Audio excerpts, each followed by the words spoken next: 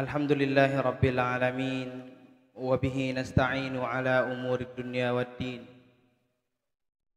Ashhadu an la ilaha illallah wahdahu la syarika lah.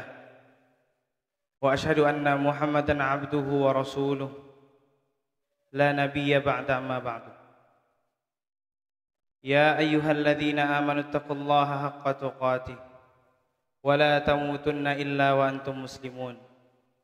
يا أيها الناس اتقوا ربكم الذي خلقكم من نفس واحدة وخلق منها زوجها وبث منهما رجالا كثيرا ونساء واتقوا الله الذي تساءلون به والأرحام إن الله كان عليكم رقيبا يا أيها الذين آمنوا اتقوا الله وقولوا قولا سديدا يصلح لكم أعمالكم ويغفر لكم ذنوبكم ومن يطع الله ورسوله فقد فاز فوزا عظيما أما بعد.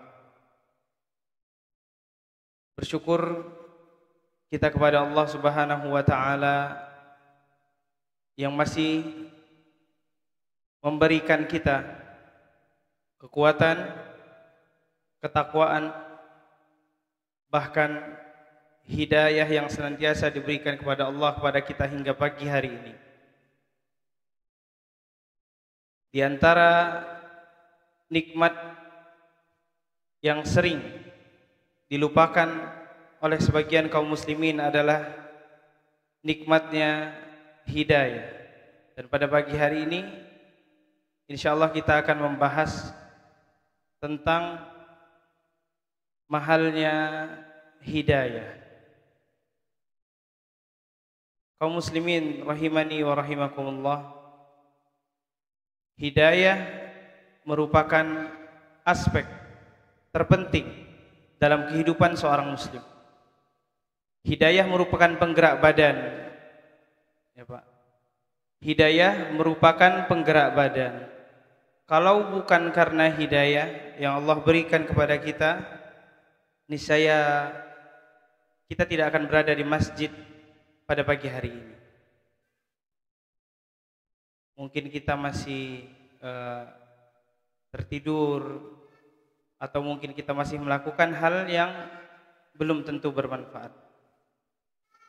Akan tetapi karena nikmat hidayah tersebut, kita masih bisa menggerakkan kaki kita untuk datang ke masjid, untuk mendengar perkataan Allah dan perkataan Rasulullah sallallahu alaihi wasallam.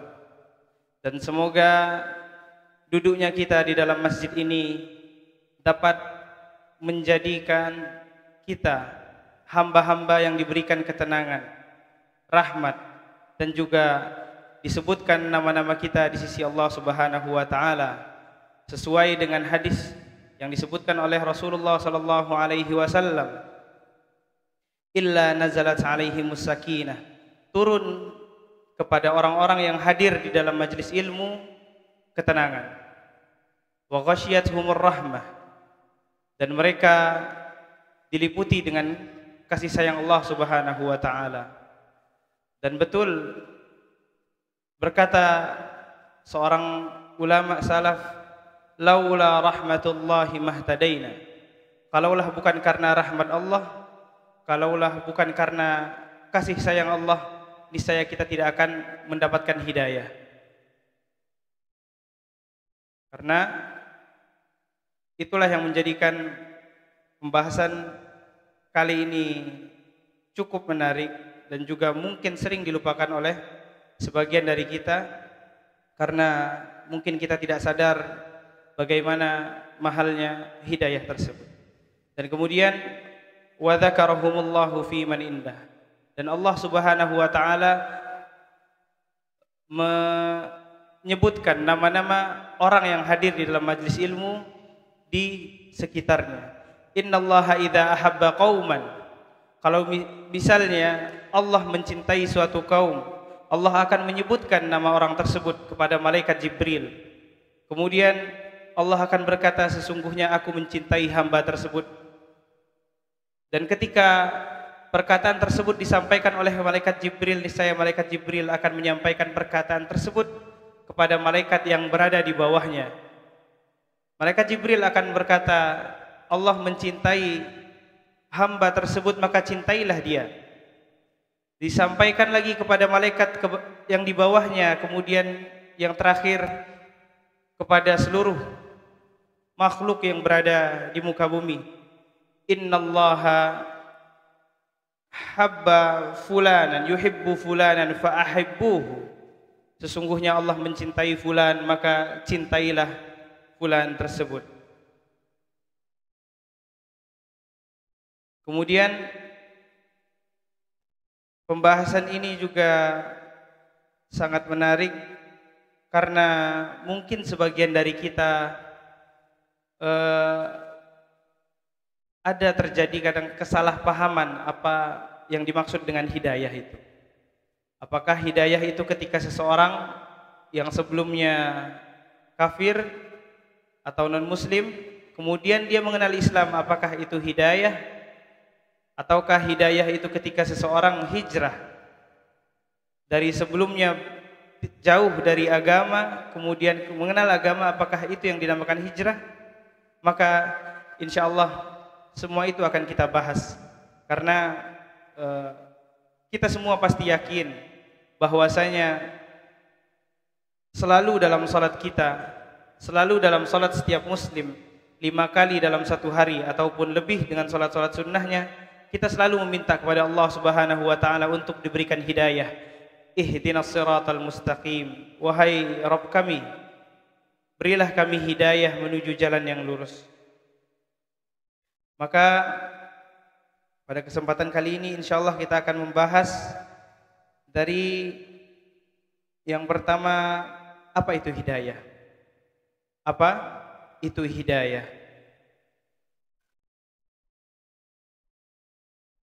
Hidayah di dalam bahasa Arab yang berarti ad-dalalah wal irsyad, yang diartikan dalam bahasa Indonesia sebagai petunjuk, kemudian tujuan atau cara agar mencapai tujuan yang ingin kita tuju secara bahasa. Adapun secara istilah, hidayah adalah petunjuk yang menuntun seseorang untuk mendapatkan sesuatu yang dicari, tidak peduli ia mendapatkan sesuatu tersebut nantinya ataupun tidak mendapatkan sesuatu tersebut. Itu adalah hidayah dari segi bahasa dan istilah. Maka dapat kita berdalil dengan sebuah hadis yang mana hidayah tersebut yang artinya petunjuk, di dalam sebuah hadis ketika Nabi SAW hijrah bersama Abu Bakar. Kemudian Abu Bakar dan Nabi bertemu dengan seorang laki-laki yang bertanya kepada Abu Bakar, wahai fulan, siapa laki-laki ini? Wahai Abu Bakar, siapa laki-laki yang bersamamu? Karena pada saat itu Nabi SAW dicari oleh orang-orang Quraisy. Kemudian dijawab oleh Abu Bakar radhiyallahu anhu, apa katanya? Hadza hadin yahdinit thariq. Orang ini adalah seseorang yang memberikan hidayah, atau sebagai bahasa Indonesianya, seseorang yang memberikan petunjuk kepadaku untuk menentukan jalan, penunjuk jalan. Maka di dalam hadis ini kita bisa simpulkan di antara makna hidayah adalah petunjuk tadi.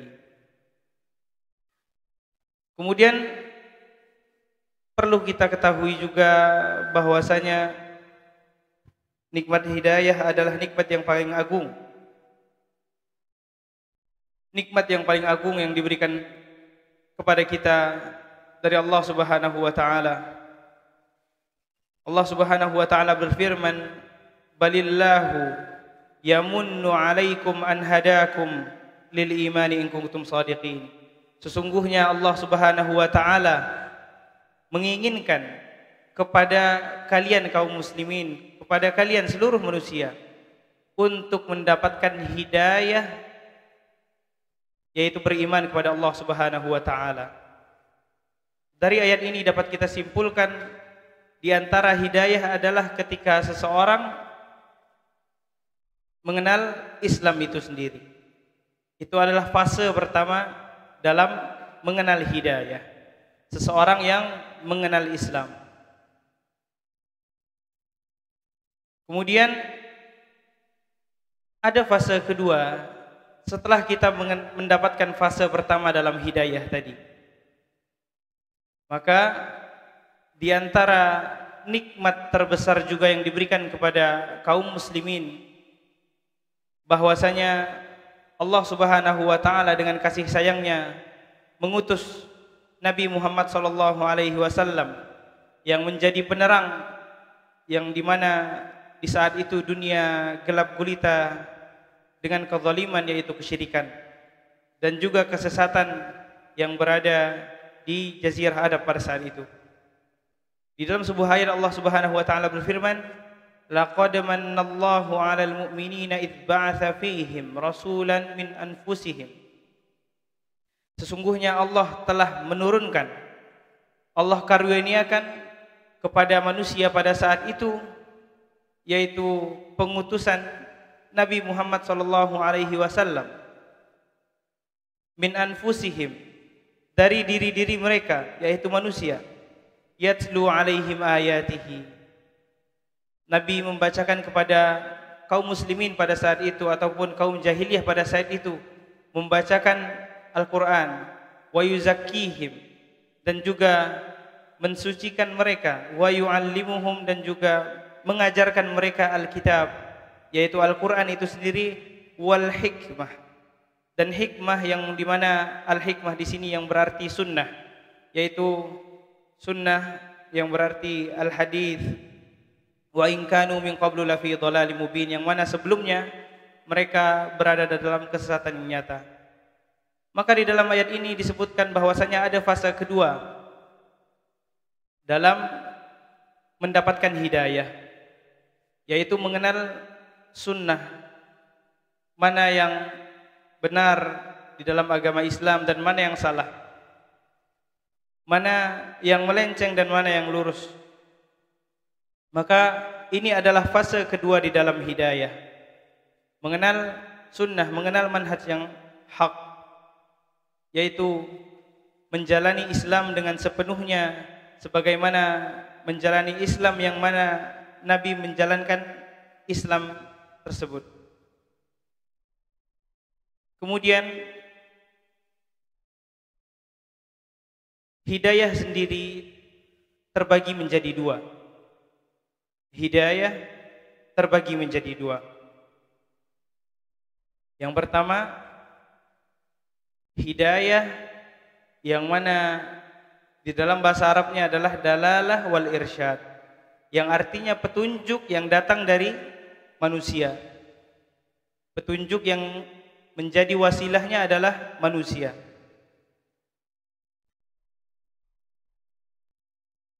Maka salah satu contoh petunjuk yang datang dari manusia adalah sunnah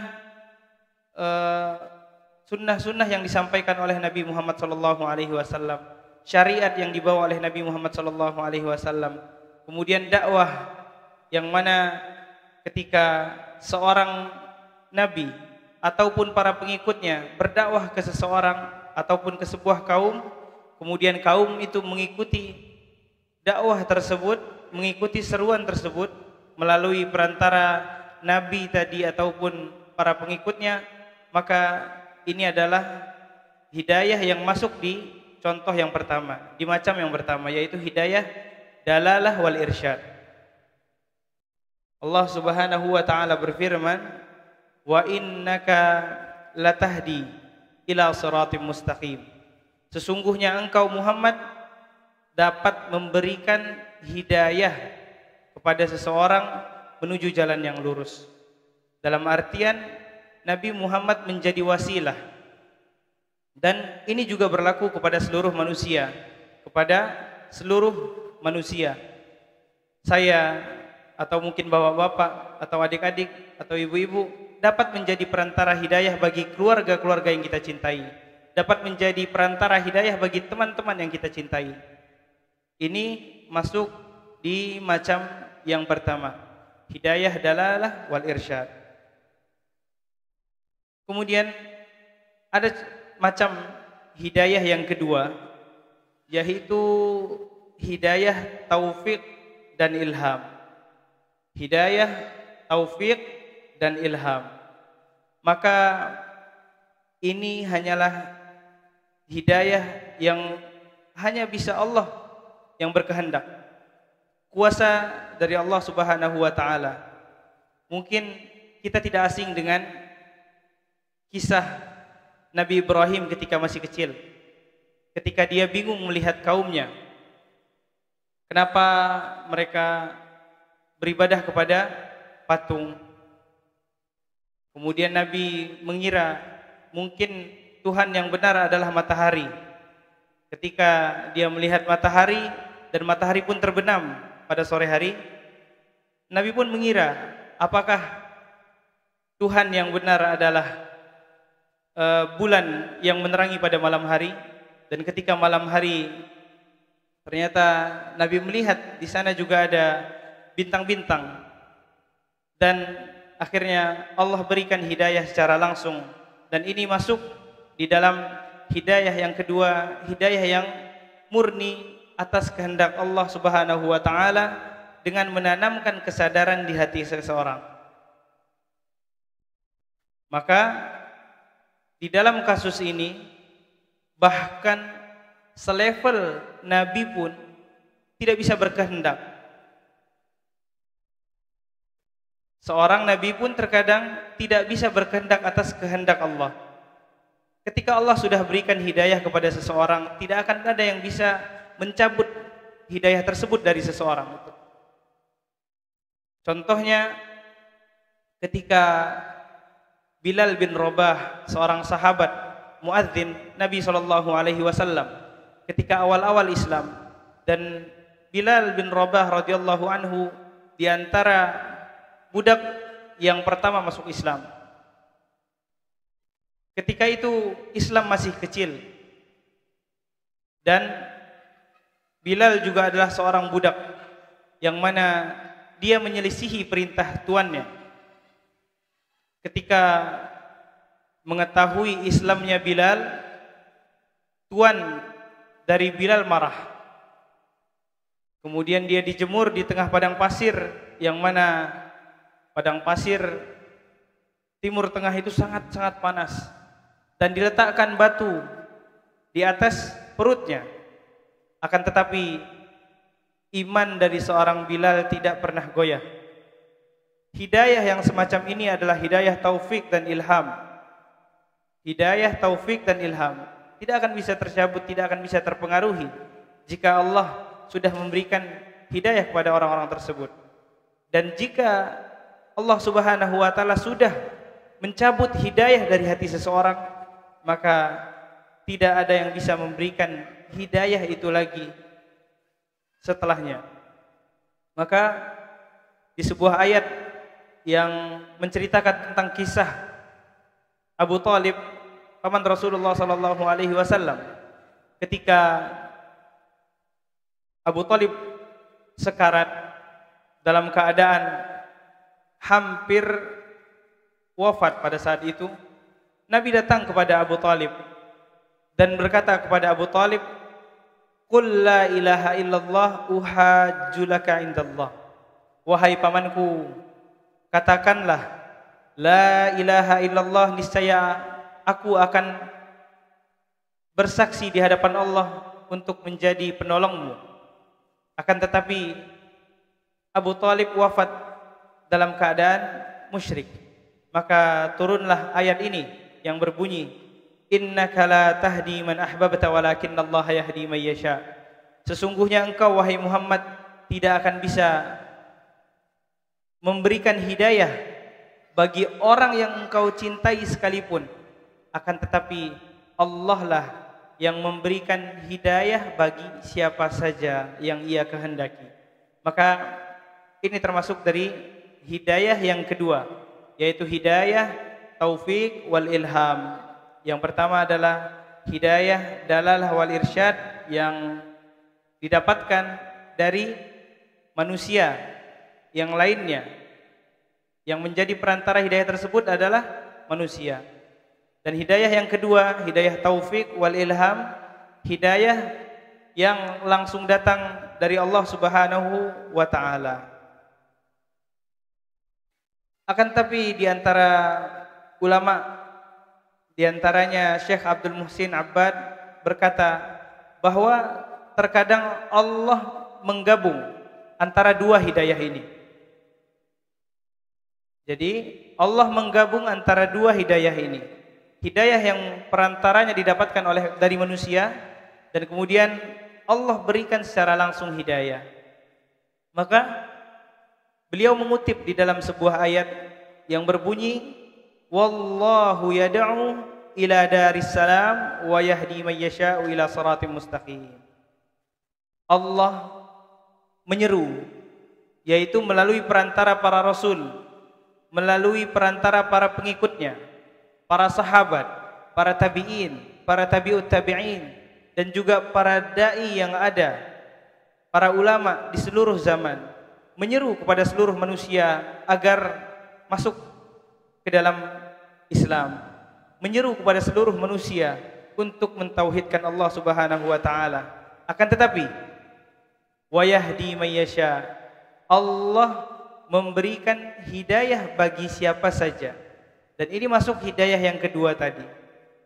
Adapun usaha para nabi, usaha para pengikutnya yang berdakwah, bisa jadi hidayah tersebut masuk ke dalam hati seseorang dan bisa jadi tidak masuk. Karena pada hakikatnya hidayah hanya di tangan Allah Subhanahu wa taala. Wa yahdi may yasha'u ila siratim mustaqim. Dan Allah lah yang memberikan hidayah kepada jalan yang lurus. Kepada jalan yang lurus. Maka kalimat dakwah di dalam ayat yang tadi menunjukkan hidayah yang pertama tadi, yang melalui perantara manusia. Dan kemudian kalimat hidayah yang kedua menunjukkan hidayah dari macam yang kedua tadi. Di dalam ayat sebelumnya dapat kita simpulkan bahwa hidayah bagaimanapun caranya, bagaimanapun perantaranya, bahkan sekelas Nabi pun, orang yang paling suci, orang yang paling pintar dalam berbahasa, orang yang paling santun akhlaknya, tidak bisa membawa hidayah tersebut kepada pamannya yang dicintai, yaitu Abu Talib. Bahkan sekelas Asiyah pun, istri dari Fir'aun, tidak bisa membawa hidayah tersebut kepada suaminya sendiri. Bahkan sekelas Nabi Nuh pun tidak bisa membawa hidayah tersebut kepada istrinya dan juga anak-anaknya. Maka alangkah mahalnya hidayah yang kita rasakan pada saat ini. Banyak orang-orang yang hebat, yang pintar, yang hidup di sekitar Nabi pada saat itu. Akan tapi tidak semua dari mereka yang dapat merasakan keislaman. Maka kita bersyukur kita masih bisa menjalankan sholat 5 waktu. Kita masih bisa rutin ikut kajian, membaca Al-Quran, kemudian mempelajari hadis-hadis Nabi SAW. Maka itu nikmat yang berat. Ada sebuah kisah yang mana ketika itu disebutkan ada salah seorang tabi'in yang hidup satu masa setelah masa sahabat, yaitu sahabat adalah orang-orang yang bertemu dengan Nabi, dan tabi'in adalah orang-orang yang bertemu dengan sahabat tidak bertemu dengan Nabi. Berkata orang-orang dari tabi'in ini, sahabat ini enak, sahabat ini enak. Kenapa enak? Kata mereka. Karena mereka bisa ketemu sama Nabi. Sedangkan kita nggak bisa ketemu sama Nabi. Itu kata tabi'in. Akan tapi bangkit salah seorang sahabat marah. Salah seorang sahabat marah. Wallahi, yang kamu katakan itu salah. Karena tidak semua yang hidup bertemu dengan Nabi dapat beriman dengan apa yang Nabi imani juga. Nabi kirimkan surat banyak ke para raja. Akan tapi siapa yang beriman dari seruan tersebut? Heraklius, raja Romawi, yang ketika dikirimkan surat kepada mereka dari Nabi Shallallahu Alaihi Wasallam sudah terketuk hatinya, ingin masuk ke dalam Islam. Akan tetapi bagaimana pengaruh dari bawahan-bawahannya, menteri-menterinya, akhirnya dia tidak memeluk agama Islam. Paman-paman Nabi sendiri, keluarga-keluarga pembesar-pembesar Quraisy, mereka semua orang-orang yang pintar, orang-orang yang hebat, bertemu dengan Nabi Shallallahu Alaihi Wasallam, akan tapi iman tidak sampai ke dalam hati mereka. Dan maka kita bersyukur kita dilahirkan dari ayah, dari rahim seorang wanita muslimah, dari laki-laki seorang muslim, dan terlebih lagi kita dilahirkan di lingkungan yang bagus Islamnya. Orang-orang masih melaksanakan sholat 5 waktu di sekitar kita, orang-orang masih mengamalkan amar ma'ruf nahi mungkar di sekitar kita. Maka kita bersyukur dengan nikmat hidayah yang kita rasakan hingga saat ini. Jamaah rahimani wa rahimakumullah. Tentu melihat beberapa kisah-kisah pendek tadi dapat kita simpulkan bahwasanya hidayah yang mutlak itu hanya di tangan Allah Subhanahu wa taala. Bahkan sehebat apapun kita, sealim apapun kita, sehebat apapun kita di dalam agama ini, seorang penghafal Quran, seorang ustadz, seorang kiai, seorang yang rajin takmir masjid, muadzin dan yang lainnya, tidak ada yang bisa menjamin hidayah. Tidak ada yang bisa menjamin hidayah. Sangat banyak kisah-kisah yang dapat kita jadikan pelajaran bahwa banyak orang yang hidup di sekitar orang-orang yang Islamnya bagus, bahkan sekaligus ulama sekaligus, yang mana diantaranya ada ulama Saudi dahulu, mungkin di tahun-tahun 1900-an, sekaligus ulama bahkan murtad, ulama besar yang sudah ada karangannya di dalam permasalahan akidah murtad. Dan ada juga orang yang hidup dahulu, dia adalah seorang muadzin, tiap hari mengumandangkan azan, tidak pernah keluar, kerjanya hanya azan saja. Akan tapi pada suatu hari ketika dia hendak azan dan ketika itu belum ada mikrofon, azannya di atas menara, karena pada saat itu belum ada pembesar suara. Dan pada saat itu dia melihat ke bawah rumah dari seorang Nasrani, yang mana tinggal di sana seorang wanita. Kemudian dia jatuh cinta kepada wanita tersebut sampai menghantarkan dia kepada kekufuran, wal'iyadzubillah. Maka benar yang telah dikatakan oleh Nabi sallallahu alaihi wasallam, inna qulubal ibadi baina asabi'ir rahman. Sesungguhnya hati-hati para hamba-hamba Allah itu berada di tangan Allah Subhanahu wa taala. Yuqallibullahu ma yasha. Allah membolak-balikkan hati tersebut sesuai kehendaknya. Maka mungkin apa yang kita rasakan sekarang, kita masih rajin, tapi kita belum tentu siang nanti. Karena di antara akidah Ahlussunnah wal Jamaah, iman itu bertambah dan berkurang, dan pasti kita merasakan itu semua. Terkadang kita rajin untuk datang ke masjid sebelum azan, bahkan kita datang. Tapi mungkin terkadang kita agak malas sehingga kita datang agak telat. Maka itu hal yang manusiawi dan disunnahkan kepada kita, dianjurkan agar selalu berdoa kepada Allah Subhanahu wa taala untuk diberikan hati yang kokoh. Di antara mungkin sebuah kisah yang menarik juga yang berkaitan dengan hidayah adalah kisah perjalanan Salman Al-Farisi, seorang sahabat Rasulullah sallallahu alaihi wasallam yang dikatakan bahwa beliau hidup dari zaman kenabian Nabi Isa sallallahu alaihi wasallam. Salman Al-Farisi adalah seorang lelaki Persia. Jadi Salman Al-Farisi ini bukan orang Arab pada saat itu. Lahir di daerah Iran, Asbahan nama daerahnya, dan dibesarkan di dalam keluarga yang menganut agama Majusi.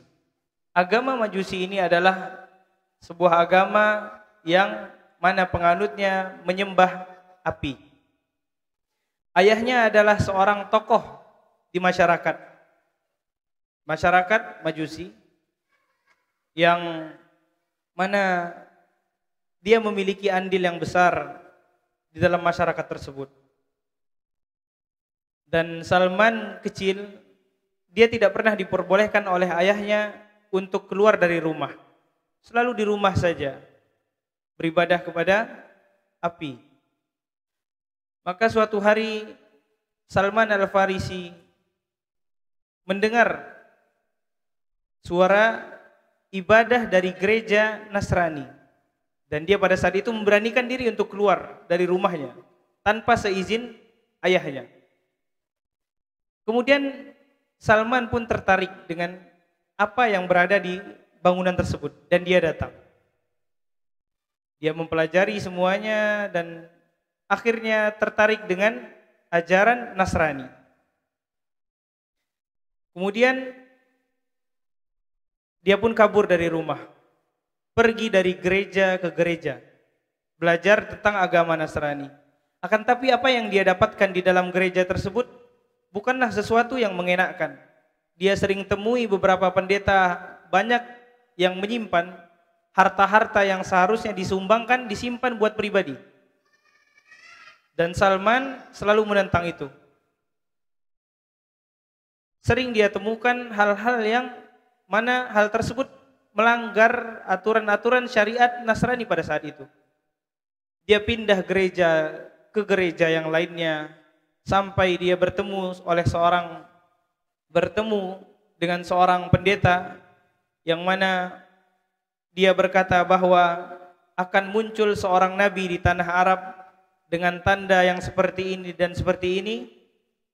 Maka dengan sisa uang yang dia punya, dia berinisiatif untuk pergi ke Madinah pada saat itu. Di tengah perjalanan, Salman Al-Farisi ditipu oleh kafilah dagang yang membawa dia. Dia pun dijual sebagai budak. Kemudian datang ke Madinah tentu sebelum kenabian Nabi Muhammad, akan tapi dia lama menjadi budak pada saat itu. Tidak sempat bertemu, akan tapi mendengar kabar dari beberapa orang bahwasanya ada laki-laki dengan tanda seperti ini dan seperti ini, dan itu adalah tanda yang ia ingat ketika diajarkan oleh salah seorang pendeta yang dia temui sebelumnya. Kemudian Salman pun kabur dari tempat kerjanya sebagai budak ke tempat Nabi, ke tempat laki-laki dengan tanda-tanda yang ia ingat tersebut. Kemudian ia melihat tandanya dan dia sangat senang. Akan tapi pada saat itu dia masih seorang budak. Dan pada akhirnya kaum muslimin pada saat itu membantu Salman Al-Farisi untuk membeli dirinya, untuk memerdekakan dirinya sampai bertemu dengan Nabi SAW, membantu jihad diantaranya saat perang Khandaq, dan menjadi salah seorang sahabat yang sangat mulia pada saat itu. Kisah yang sangat panjang sebetulnya, yang mana dikatakan di sebuah riwayat bahwa Nabi berkata kepada Salman, "Wahai Salman, kamu sepertinya adalah orang yang hidup ketika zaman kenabian Nabi Isa alaihi salam." Dan kita tahu antara zaman Nabi Isa dan zaman Nabi Muhammad waktu yang sangat panjang. Maka dikatakan Salman Al-Farisi adalah sahabat yang paling tua umurnya. Kemudian di antara kisah yang lain adalah kisah seorang pembunuh yang sudah membunuh 99 orang. Tergerak di hatinya sebuah penyesalan, ingin bertaubat. Kemudian dia mendatangi ahli ilmu. Beliau mendatangi seorang yang alim. Beliau bertanya kepada alim tersebut, "Wahai alim, apakah taubat saya masih diterima jikalau saya bertaubat? Saya sudah membunuh 99 orang." Kemudian apa yang dikatakan alim tersebut? "Demi Allah, taubatmu tidak akan diterima." Dia adalah seorang yang telah membunuh 99 orang, seorang yang keras hatinya. Maka dibunuhlah orang tersebut.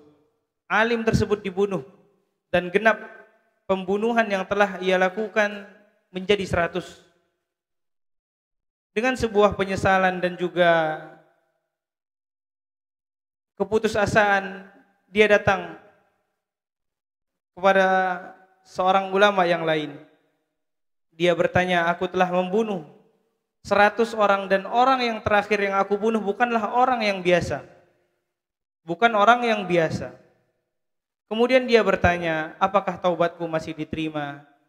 Dan berkata seorang alim yang kedua ini, "Taubatmu masih diterima. Taubatmu masih bisa diterima."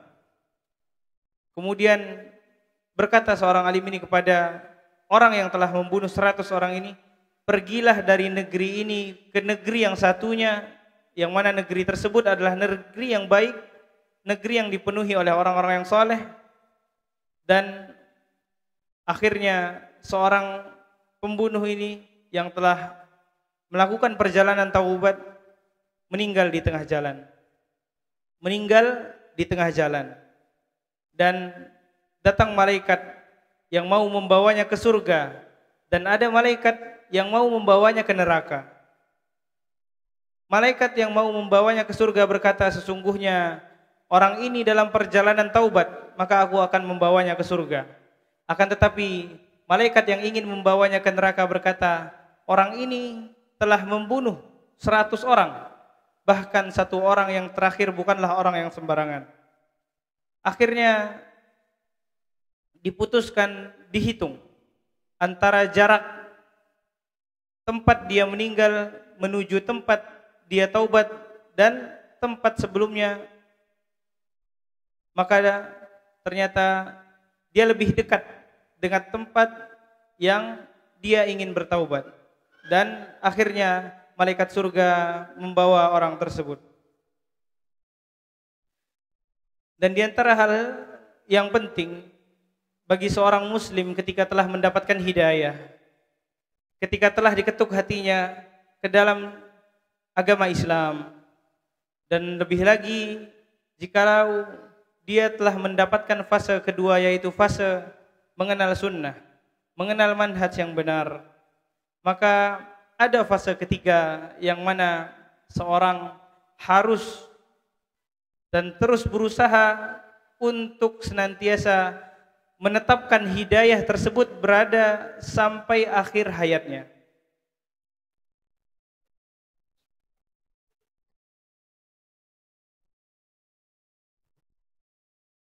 Maka selanjutnya kita akan membahas bagaimana cara agar bisa istiqamah di jalan yang lurus, agar bisa istiqamah di manhaj yang benar. Karena banyak yang kita tahu, orang-orang terkadang tergelincir. Setelah mengenal Islam, justru bukan bertambah baik orangnya.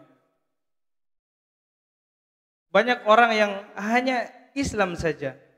Tentu itu kita syukuri, akan tetapi itu adalah sebuah kekurangan yang bahkan mungkin sebagian kita tidak mau sadari hal tersebut. Banyak orang yang mengaku Islam, akan tetapi ketika azan berkumandang dia tidak ingin datang ke masjid. Banyak orang yang mengaku Islam, akan tetapi dia tidak mau menzakatkan hartanya. Banyak orang yang mengaku Islam, akan tetapi masih dekat dengan wanita-wanita yang bukan mahramnya. Banyak orang yang mengaku Islam, akan tetapi masih mabuk-mabukan dan yang lainnya. Dan bagi orang-orang yang telah mengenal Islam dan juga menjalankan Islam dengan sepenuhnya, mungkin menjadi sebuah pertanyaan, bagaimana saya akan terus berada dalam keadaan ini hingga akhir hayat kita.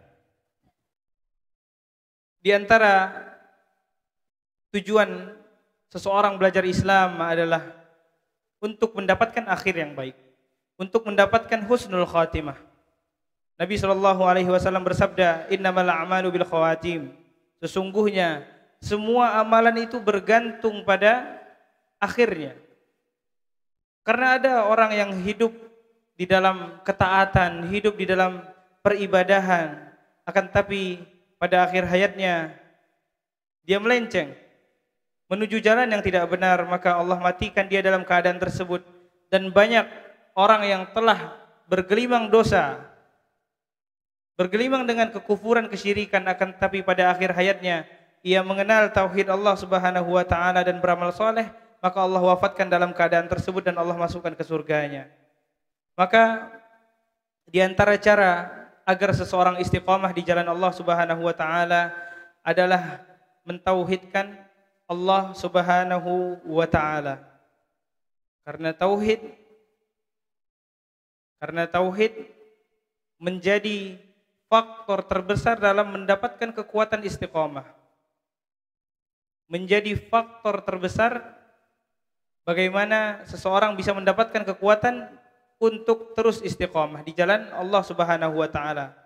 Karena bagaimana seseorang yang ingin mendapatkan akhir yang baik akan tapi dia melakukan syirik kepada Allah Subhanahu wa taala.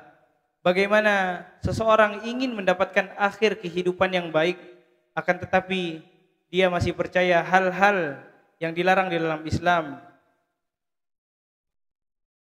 Kemudian yang kedua, di antara cara agar bisa terus istiqamah di jalan Allah Subhanahu wa taala adalah senantiasa berdoa kepada Allah Subhanahu wa taala. Sesungguhnya doa itu adalah senjata sekaligus perisai bagi seorang muslim untuk menangkal kelemahan dan untuk menjadikan diri ini kuat melangkah ke langkah-langkah selanjutnya. Oleh sebab itu, maka sebagai seorang muslim yang baik, kita dianjurkan untuk senantiasa berdoa kepada Allah agar diberikan hidayah. Di antara doa yang dianjurkan oleh Nabi SAW adalah, ya muqallibal qulub, tsabbit qalbi ala dinik, wa ya musarrifal qulub, sarrif qalbi ala ta'atik. Wahai para pembolak-balik hati, kuatkanlah hatiku di atas agamamu, dan wahai pembolak-balik hati, kuatkanlah diri ini di atas ketaatan. Maka disunnahkan untuk berdoa di waktu-waktu yang mustajab, di antara azan dan iqamah, ketika hujan turun, mumpung sekarang musim hujan Pak, kita perbanyak berdoa. Terutama kemarin hari Jumat, sore hari hujan, berkumpul semua sebab-sebab diijabahnya doa.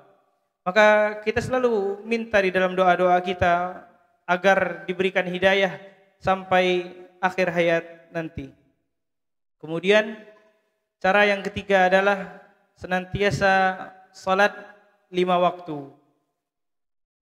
Mungkin ini yang terkadang lalai oleh sebagian teman-teman kita. Kita rajin untuk membangun masjid. Di mana-mana pembangunan di Indonesia ini sangat banyak. Akan tetapi yang penuh hanya satu saf, dua saf. Atau bahkan penuh hanya ketika sholat Jumat saja. Kenapa sholat 5 waktu menjadi sebuah cara agar senantiasa diberikan kekuatan oleh Allah Subhanahu wa taala di dalam memeluk hidayah ini? Karena di dalam sebuah ayat disebutkan inna salata tanha 'anil fahsya'i wal munkar. Sesungguhnya salat itu dapat menjauhkan kemungkaran dan juga sesuatu yang buruk dari diri manusia. Yang mana ketika sesuatu yang buruk ini, kemungkaran, kezaliman dan yang lainnya dijauhkan, pasti yang akan dilakukan hanyalah ketaatan, insyaallah. Maka hendaklah senantiasa seorang muslim untuk sholat 5 waktu, jangan pernah ditinggalkan. Dan juga di antara cara yang lain yaitu berteman dengan orang yang saleh. Berteman dengan orang yang saleh. Teman menjadi salah satu faktor, salah satu pengaruh terbesar yang dapat mengubah pribadi seseorang. Banyak kisah-kisah yang kita lihat bagaimana menunjukkan pengaruh teman dalam masalah iman. Karena Nabi sendiri menggambarkan seseorang yang berteman dengan orang yang baik itu seperti orang yang berteman dengan penjual parfum. Kalaupun dia tidak beli parfum darinya, pasti dia akan mendapatkan parfum, wangi-wangi yang tertempel di dalam tubuhnya. Dan seseorang yang berteman dengan orang yang tidak baik seperti orang yang berteman dengan pandai besi. Walaupun dia tidak ikut membantu bekerja bersamanya, akan tetapi pasti mendapatkan percikan api dari besi tersebut. Dan semoga kita selalu diberikan teman-teman yang baik yang menuntun kita kepada ketaatan. Karena kita takut kita digambarkan seperti firman Allah Subhanahu wa taala. Allah taala berfirman, "Ya wailata laitani lam attakhidh fulanan khalila." Akan ada nanti di kala hari kiamat ketika manusia dikumpulkan, maka seseorang akan berteriak, bergumam di dalam dirinya, "Wahai celakalah diriku, kenapa aku tidak berteman dengan si fulan di dunia pada saat itu? Kenapa aku tidak menjadikan dia teman? Kenapa aku malah berteman dengan dia?" Akan ada penyesalan ketika kita salah dalam memilih pergaulan. Maka teman-teman itu sangat penting dalam istiqomah di jalan Allah Subhanahu wa taala. Akan tetapi bukan berarti kita meninggalkan orang-orang yang tidak baik. Karena sebagai seorang muslim diwajibkan kepada kita sesuai kemampuan kita untuk berdakwah kepada siapapun. Kalau misalnya ada kita tetangga yang mungkin kurang baik, kita bisa nasihati. Ada keluarga yang mungkin kurang baik, kita bisa nasihati, bahkan diwajibkan atas hal tersebut. Akan tetapi seseorang menjadikan sahabat, karena sahabat itu di atas teman, hanya menjadikan sahabat orang-orang yang terpilih, yaitu orang-orang yang saleh, yang hanya memberikan manfaat bagi kita, tidak memberikan mudarat. Dan juga cara yang terakhir adalah bersungguh-sungguh di dalam mencari hidayah adalah kunci terakhir dapat istiqomah di jalan Allah. Karena setelah 4 poin yang kita dapatkan, kita telah mentauhidkan Allah, kemudian kita melaksanakan sholat 5 waktu, kita berdoa kepada Allah Subhanahu wa taala, kemudian kita sudah berteman dengan teman-teman yang baik, akan tapi tidak ada kesungguhan di dalam diri ini, niscaya tidak akan ada perubahan yang terjadi di dalam diri kita. Bahkan mungkin saja kita salah satu pengaruh buruk kepada teman-teman kita. Wal iyadu billah. Dan mungkin ini menjadi penutup di ceramah singkat pada pagi hari ini menjelang siang. Di dalam Islam, seseorang ketika mencari perantara hidayah merupakan suatu amalan yang paling besar. Ketika seseorang mendapatkan hidayah, ketika seseorang masuk ke dalam agama Allah karena diri kita, karena perantara kita, itu adalah amalan di antara amalan yang paling agung. Rasulullah sallallahu alaihi wasallam bersabda, "La an yahdiyaka rajulan wahidan khairun laka min humurin na'am." Hidayah yang engkau berikan kepada seseorang ketika engkau mengajak seseorang untuk masuk Islam, ketika engkau mengajak seseorang untuk ikut kajian, ketika engkau mengajak seseorang untuk melaksanakan sholat 5 waktu dan yang lainnya, lebih baik daripada unta merah. Dan unta merah adalah sebuah kiasan terhadap sesuatu yang sangat mahal, sesuatu yang sangat berharga. Akan tetapi banyak di zaman ini justru orang-orang yang bahkan terkadang tidak senang dengan saudaranya yang mengenal agama. Banyak orang-orang yang bermudah-mudahan mengeluarkan orang dari Islam. Banyak orang-orang yang bermudah-mudahan mengeluarkan orang dari Ahlus Sunnah wal Jamaah. Dan ini juga menjadi sesuatu yang tidak baik. Alangkah baiknya untuk seluruh kaum muslimin agar senantiasa menjaga mulutnya dari hal-hal yang buruk. Karena kita tidak mau, karena sebab diri kita, karena sebab kesalahan kita menjadi keburukan bagi orang lain. Orang akan keluar dari agama ini karena sikap buruk dari kita. Orang akan membenci dakwah sunnah ini ketika kita malah bermusuhan dengan orang-orang yang berseberangan dengan kita. Maka alangkah baiknya kita sesuai dengan apa yang Nabi Muhammad SAW ajarkan. Dengan alasan kenapa Nabi bisa diutus, di antaranya innama bu'itsu liutammima makarimal akhlaq, sesungguhnya aku diutus untuk menyempurnakan akhlak-akhlak yang baik. Hendaklah kita senantiasa berdakwah, senantiasa berusaha untuk menjadi perantara-perantara yang baik, perantara-perantara hidayah Allah Subhanahu wa taala melalui akhlak-akhlak yang baik.